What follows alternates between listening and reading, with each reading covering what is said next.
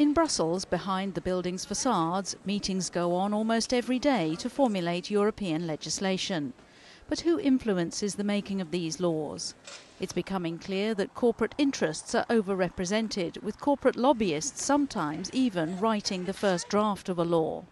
The EU Commission sets up expert groups to provide advice on specific issues when developing new laws. Yves de Lepinay runs a lobbying school in Brussels focusing on getting his clients onto these expert groups to help the relevant European Commission policy officer. He needs people from the outside world to bring information. That is the work done by industry, NGOs, any kind of interest which have an interest in the issue, will try to have face-to-face meetings with the policy officer. But some consumer rights groups say in the 1,000+ expert groups established by the European Commission, their voices are not being heard.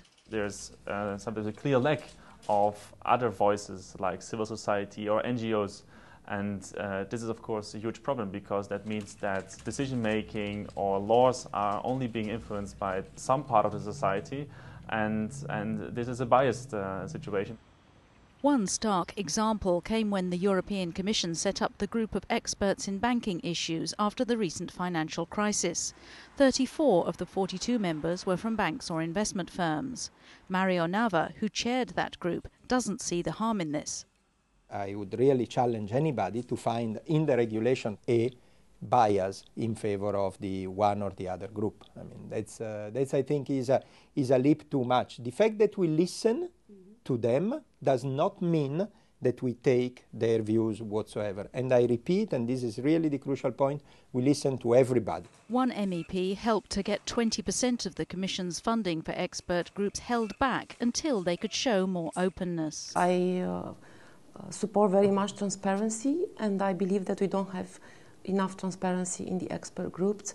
I asked the Commission more times to ensure transparency. We need to know who these people are, where they come from, to check if there are no conflict of interest involved.